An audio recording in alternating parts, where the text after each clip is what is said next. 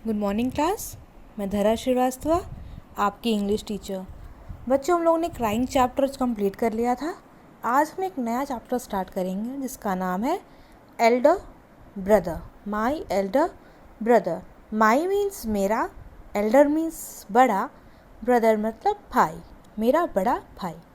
Okay, सो यहाँ पर जो हमारी स्टोरी प्ले है, ठीक है, प्ले मतलब आप सब समझते होंगे, प्ले मीन्स नाटक। ठीक, जब हम किसी स्टोरी को किसी नाटक के रूप में प्रेजेंट करते हैं तो हम उसे स्टोरी प्ले कहते हैं। ठीक है, सो पढ़ते हैं इसके बारे में। This story play is about two brothers who are affectionate and respectful to each other. ये जो हमारी स्टोरी प्ले है, ठीक है, शॉर्ट स्टोरी प्ले है, ये दो भाइयों के बारे में है जो कि एक दूसरे से बेहद प्यार करते हैं। अफेक्शनेट मतलब एक दूसरे के लिए अफेक्शन होना, एक दूसरे के लिए प्रेम होना, and respectful to each other, और एक दूसरे के लिए इज्जत होना। ठीक, सो इन दोनों के ही बीच में बहुत सारा प्यार है और एक दूसरे के लिए बहुत ज़्यादा इज्जत। The story also shows that learning from our day to day experiences is as important as what we learn from books in the schools. ये जो हमारा स्टोरी है ये हमें ये सिखाएगा, हमें ये बताएगा कि डे टू डे एक्टिविटी, हमारे रेगुलर दिन में, हमारे नॉर्मल लाइफस्टाइल में भी हमें बाहर जो भी हम एक्सपीरियंस मिलता है, जो भी हम काम करते हैं, उससे हमें जो कुछ भी अचीव होता है वो सब कुछ भी हमारे लिए उतना ही ज़रूरी है, उतना ही इम्पॉर्टेंट है जितना कि हमारे लिए किताबों का महत्व है अपने स्कूल में। ठीक है, तो हम स्कूल से जितना सीखते हैं उतना ही इम्पॉर्टेंट हमारे लिए घर से और अपनी day to day daily life से भी सीखना ज़रूरी है। This play is based on the famous story in Hindi बड़े भाई साहेब, written by मुंशी प्रेमचंद। मुंशी प्रेमचंद का आप सभी ने नाम सुना होगा, और अगर आपने नहीं सुना है तो अपने पापा मम्मी से पूछें, उन्होंने ज़रूर सुना होगा। वो हिंदी के एक बहुत ही अच्छे नॉवेलिस्ट कह सकते हैं, बहुत अच्छे राइटर थे, बहुत फेमस। उन्होंने जो नॉवेल्स लिखी वो इंटरनेशनली बहुत ज़्यादा पसंद की जाती हैं। ओके, तो ये जो हम यहाँ पे पढ़ने वाले हैं एक शॉर्ट स्टोरी, ये बड़े भाई साहब नाम की एक स्टोरी मुंशी प्रेमचंद ने लिखी थी, ये उसी पे बेस्ड हमारा ये प्ले है। ओके, सो आप सीन देख सकते हैं, दो भाई हैं और ये शर्ट में बैठा हुआ है, शर्ट पहन के। आई थिंक ये बड़ा भाई है हमारा, और ये छोटा सा जो है ये हमारा छोटा भाई है। ठीक, ये सब बैठ के टेबल पे पढ़ाई कर रहे हैं। यहाँ पे इंग्लिश की बुक रखी है, मैथ्स की बुक रखी है, ग्रामर की भी बुक है, और हम देख रहे हैं कि जो बड़ा भाई है वो पढ़ाई कर रहा है, उसके पास पेंसिल है उसके हाथ में, और एक ग्लोब रखा हुआ है उसके पास, और छोटा भाई जो है वो पेंटिंग बना रहा है। ओके, सो आइए आगे बढ़ते हैं, चैप्टर को रीड करते हैं क्या है हमारे लिए इस स्टोरी में। ओके, सो ओके फाइन, क्योंकि ये हमारा प्ले है, ठीक है बच्चों, ये एक प्ले है, एक नाटक है, तो ये सीन बाय सीन चलेगा। नाटक में कौन कौन से सीन चल रहे हैं उसके अकॉर्डिंग हम इसको पढ़ेंगे। तो हमारा जो पहला सीन है, ठीक है, वो एक हॉस्टल रूम का है। ठीक है, सीन 1 में हमारे पास एक हॉस्टल का रूम है। A hostel room, two brothers, दो भाई बैठे हैं, एज 9 and 14 ईयर्स। ठीक, एक भाई जो है वो 9 साल का है और दूसरा भाई 14 साल का है। Sitting at a study table, और ये दोनों एक स्टडी टेबल पर बैठे हैं जैसा कि हमने पिक्चर में देखा था। ठीक है, द एल्डर ब्रदर, जो बड़ा भैया है, ठीक है, इज़ रीडिंग अ बुक, वो एक किताब पढ़ रहा है। एंड द यंगर वन, और जो छोटा वाला है मुन्ना जिसका नाम है, is drawing pictures of birds and animals, वो ड्राइंग कर रहा है, वो चित्र बना रहा है किसके, बर्ड्स और एनिमल्स के। ठीक है, तो आगे थोड़ा सा डायलॉग रीडिंग करते हैं। एक है भैया और एक है मुन्ना, ये दोनों आपस में क्या बातें करते हैं, लेट्स रीड इट आउट। ठीक है, भैया जो है वो कह रहा है, what are you doing Munna, Munna तुम क्या कर रहे हो। मुन्ना कह रहा है, आई एम ड्राइंग, मैं ड्राइंग कर रहा हूँ। फिर भैया कहता है, व्हेन विल यू स्टडी, तुम कब पढ़ोगे। Where were you in the morning, तुम सुबह कहाँ थे। मुन्ना, अब जब भैया ने सवाल किया तो मुन्ना डर सा गया। जब वो डर सा गया तो उसका चेहरा पीला पड़ने लगा। ठीक, टर्निंग पेल, पेल मतलब चेहरा पीला पड़ना, पेल मीन्स पीला। ठीक है, फीका, चेहरे का रंग उड़ जाना, फीका आ जाना चेहरे पे। ठीक है, आई वॉज प्लेइंग भैया, how can you sit with a book for hours together, मैं खेल रहा था भैया, और आप इतनी देर तक, इतने घंटों तक किताब के साथ कैसे बैठे रह सकते हैं? फिर भैया ने कहा, that's because I want my foundation in education to be very strong. ये ऐसा इसलिए है, मैं किताबें लेके इसलिए बैठा रहता हूँ या बैठा रहना चाहता हूँ क्योंकि मैं चाहता हूँ कि मेरी जो एजुकेशन की जो फाउंडेशन है ना, मेरी जो भी पढ़ाई की जो भी मेरी नींव है, जो मेरे बेसिक्स हैं, वो बहुत ज़्यादा स्ट्रॉन्ग हो, वो बहुत ज़्यादा स्ट्रॉन्ग हो। If the base is strong then the building will stand firmly. अगर बेस मेरा क्लियर रहेगा तो जो हमारा बिल्डिंग होगा एजुकेशन का, वो बहुत ही मजबूत और बहुत ही अच्छा टिकेगा। आप इस बात को समझ रहे हैं कि अगर हमारे बेसिक्स ही क्लियर नहीं रहते हैं तो हमें आगे पढ़ाई करने में कितनी मुश्किल आती है।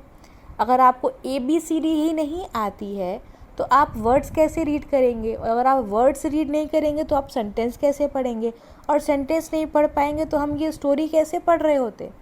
समझ रहे हैं बात? तो बेसिक्स क्लियर होना बहुत ज़रूरी है। तो यहाँ पर उसके बड़े भाई ने यही बात कही कि मैं पढ़ाई इसलिए कर रहा हूँ ताकि मेरे बेसिक स्ट्रॉन्ग रहें और फिर जो मेरी एजुकेशन की फाउंडेशन हो वो बहुत ही स्ट्रॉन्ग रहेगी। Sometimes it takes me 2 years to do 1 year's work. तो उसका बड़ा भाई कहता है कि कभी कभी मुझे 1 साल का काम कंप्लीट करने में 2 साल भी लग जाते हैं, लेकिन मैं बेहतर सीखता हूँ। ठीक है। मुन्ना फिर कहता है, भैया you are 5 years older than I am and 3 class ahead of me. Munna कहता है, भैया आप मुझसे 5 साल बड़े हैं और आप मुझसे 3 साल ही आगे हैं। I wonder why you keep writing the same word 20 times। मुझे बहुत आश्चर्य होता है कि आप एक ही शब्द को 20 बार क्यों लिखते हैं। 1 sentence मोर देन 20 times। और आप एक सेंटेंस को 20 बार से भी ज़्यादा लिखते हैं। And copy poem several times in beautiful letters. और आप जब भी कोई पोएम कॉपी करते हैं, कहीं पे बुक में से लिखी हुई, उसको अपनी कॉपी में उतारते हैं या उसे कहीं भी उतारते हैं, तो आप उनको ब्यूटीफुल हैंड राइटिंग में ब्यूटीफुल लेटर्स बना बना के सेवरल टाइम्स आप उन्हें कई बार करते हैं। मुझे समझ में नहीं आता कि आप ऐसा क्यों करते हैं। फिर भैया ने कहा, यू नो, तुम जानते हो, studying English is no child's play. English पढ़ना कोई बच्चों का खेल नहीं है। चाइल्ड्स प्ले मतलब बच्चों का खेल। One has to work very hard in order to learn the subject. एक इंसान को बहुत ज़्यादा मेहनत करनी पड़ती है। वर्क वेरी हार्ड, बहुत ज़्यादा मुश्किल करनी पड़ती है, बहुत पढ़ाई करनी पड़ती है। In order to learn the subject, इस सब्जेक्ट को सीखने के लिए। टू स्पीक और write English properly tremendous effort is required. English को ढंग से बोलना, प्रॉपरली मतलब तरीके से, सही तरीके से या सही ढंग से। स्पीक मतलब बोलना, राइट मतलब लिखना। इंग्लिश को सही ढंग से लिखना और बोलना सीखने के लिए ट्रिमेंडस एफर्ट इज़ रिक्वायर्ड। बहुत ज़्यादा गहन कोशिश करनी पड़ती है। ट्रिमेंडस मतलब बहुत ज़्यादा अमाउंट में। ठीक है।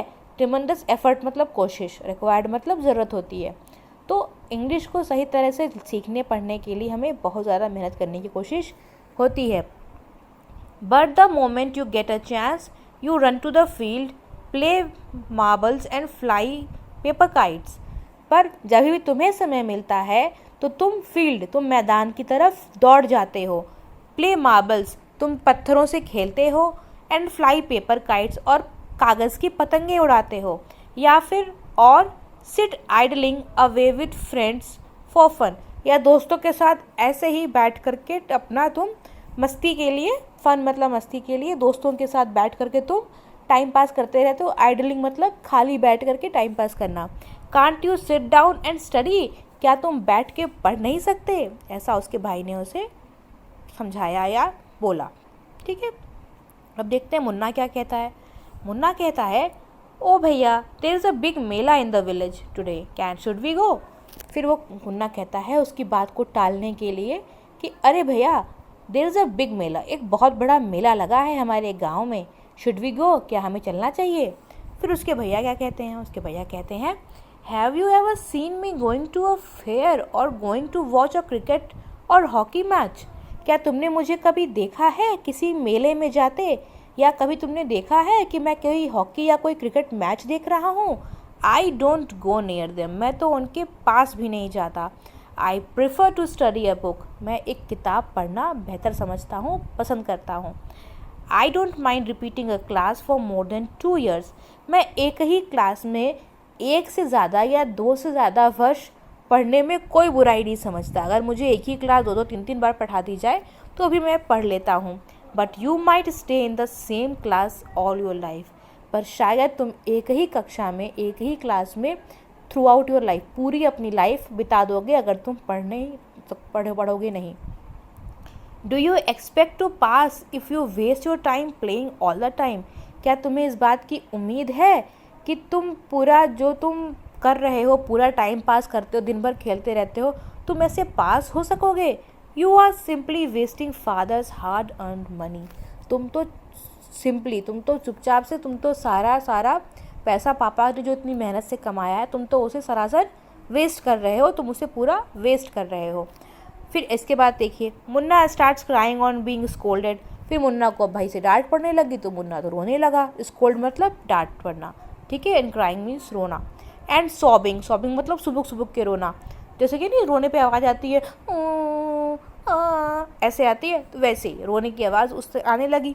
सॉबिंग साउंड्स वाह वाह वाह बा बा एंड हु, ऐसा आवाज़ उसका रोने का आने लगा, ठीक।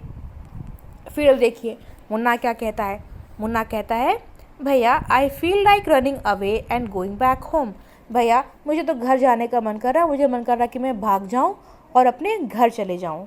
घर चले जाऊँ मतलब अभी ये लोग कहाँ हैं? अभी हमने पढ़ा स्टोरी में कि अभी ये लोग हॉस्टल में हैं, ओके, ठीक। अब देखते हैं भैया क्या कहते हैं। भैया कहते हैं नाउ स्टॉप क्राइंग, अरे अभी रुक जाओ, चुप हो जाओ, मत रो। Put on a nice smile, एक अच्छी सी मुस्कुराहट लाओ। Look I will make a time table for you to follow, मैं तुम्हारे लिए एक टाइम टेबल बना दूंगा जिसे तुम फॉलो करना। Get up at dawn, dawn मतलब भोर में, सुबह, ठीक। सूरज निकलने से पहले का जो समय होता है 4 to 6 का, उसे हम डॉन कहते हैं, भोर कहते हैं, ठीक है। तो उसका भाई ने कहा कि तुम रोना बंद करो, मैं तुम्हारे लिए एक टाइम टेबल बनाता हूँ और तुम उस टाइम टेबल को सिंपली फॉलो करना, ठीक। गेट अप एट डॉन, तुम पहले तो तुम सुबह उठना, ठीक है। फिर तुम क्या करना, फिर तुम 6 बजे वॉश योर हैंड्स, अपने हाथों को धुलना। Have your breakfast and sit down to study, नाश्ता करना और बैठ के पढ़ने लग जाना। 6 से 8 बजे तुम इंग्लिश पढ़ना, 8 से 9 बजे तुम मैथ्स पढ़ना, 9 से 9:30 हिस्ट्री पढ़ना, 3:30 बजे स्कूल चले जाना, ठीक है, ओके। 5 से 6 बजे तुम ग्रामर पढ़ना, ओके। 6:30 से 7 बजे के बाद तुम ये करना, ठीक है। ये सारा डिटेल्स बना करके उसके भाई ने उसको दे दिया, पूरा टाइम टेबल उसे पढ़ा दिया। अब देखो मुन्ना तो घबरा गया, मुन्ना बोला कि but when is the time to play, इसमें तो खेलने का तुमने मेंशन ही नहीं किया है, हम खेलेंगे कब? इस पूरे टाइम टेबल में तुमने कहीं भी ये तो लिखा ही नहीं कि where is the time to play, तुमने खेलने का टाइम तो कहीं मेंशन ही नहीं किया है। फिर उसके भैया ने बोला प्ले, खेलना है, what is the need Munna, खेलने की क्या ज़रूरत है मुन्ना? फिर मुन्ना ने बोला oh I love the green fields, मुझे तो वो हरे भरे मैदान बहुत पसंद है। द जेंटल ब्रीज, और वो जो अच्छी सी ठंडी सी हवा चलती है वो मुझे बहुत पसंद है। I want to jump up like a football, मैं एक फुटबॉल की तरह ऊंचा उछलना चाहता हूँ, ऊंचा कूदना चाहता हूँ।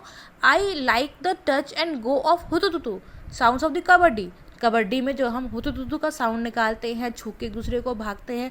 आई जस्ट लव इट, वो मुझे बहुत पसंद है। And the hurry and flurry of volleyballs put me like a magnet, और ये जो वॉलीबॉल खेलते समय जो हम जल्दी जल्दी फुर्ती दिखाते हैं, यहाँ वहाँ बॉल को हवा में घुमाते हैं, स्वर्ल करते हैं, ये सब चीज़ें तो मुझे एक मैग्नेट की तरह अपनी तरफ खींचती हैं। मैग्नेट मीन्स चुंबक, ठीक है, जैसे एक चुंबक एक आयरन को अपनी तरफ खींचता है, पुल करता है, वैसे ही यहाँ पर छोटे भाई ने कहा, मुन्ना ने कहा कि ये सारी चीज़ें एक मैग्नेट की तरह मुझे अपनी तरफ आकर्षित करती हैं, मुझे खींचती हैं। As soon as I am on the field, जैसे ही मैं मैदान पे पहुँचता हूँ, आई फॉरगेट एवरीथिंग, मैं हर एक चीज़ को भूल जाता हूँ, ठीक है। तो ये हमारा पहला सीन था बच्चों, नेक्स्ट सीन हम नेक्स्ट क्लास में डिस्कस करेंगे। आज जब यहीं पे इसको ब्रेक लगाते हैं। आई होप आपको ये समझ में आ गया होगा इतना। कोई डाउट होगा तो मुझसे पूछ लीजिएगा। आई जस्ट वांट कि आप सब इसको दोबारा से रीड करें, जो भी डिफ़िकल्ट वर्ड्स आपको लग रहे हैं आप उन्हें अंडरलाइन करें और मुझसे उसकी मीनिंग जांच लें, मैं मांग लें, मैं आपको दे दूँगी। एक काम मैं आज आपको और देती हूँ बच्चों, आप सभी क्वारंटाइन का मोड चल रहा है, कोरोना चल रहा है, ठीक है। आप सभी अपने घर पर अपना डेली का एक्टिविटी का टाइम टेबल बनाएंगे। आप सुबह कितने बजे बेड से उठते हैं, आप कितने बजे से कितने बजे तक क्या करते हैं, आपके खेलने का क्या टाइम है, आपके पढ़ने का क्या टाइम है, लंच का टाइम क्या है, ब्रेकफास्ट का टाइम क्या है, आप क्या खेलते हैं, आपका थ्रू आउट 24 आवर्स आपका कैसा जाता है, ये आप पूरा इस तरह का एक टाइम टेबल बना करके मुझे दिखाएंगे। और ये सभी के लिए कंपलसरी है, मैं चेक करूँगी और फिर आपको ये अपनी फेयर कॉपी में भी बनाना है। तो पहले आप मुझे बना के इसे दिखाएंगे ज़रूर से, and beautiful hand writings, and make sure कि हर एक बच्चा इसको बनाए।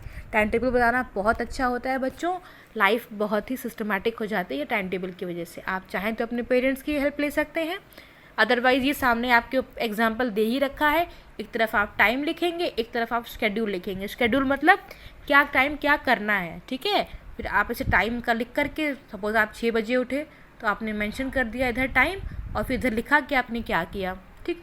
इस तरह से आप पूरा सुबह से लेके रात को बेड टाइम तक का पूरा टाइम टेबल बना करके मुझे दिखाएंगे, मुझे सेंड करेंगे, ठीक। आई होप यहाँ तक किसी को कोई डाउट नहीं होगा, सबको समझ में आ गया होगा। अपने घर पे रहें, सेफ्टी बनाए रखें बच्चों, कोई भी बाहर ना जाए, कोशिश करें घर में रह के सारे काम हो जाए। अंटिल देन अपना ख्याल रखिए, घर पे रहिए और पढ़ते रहिए।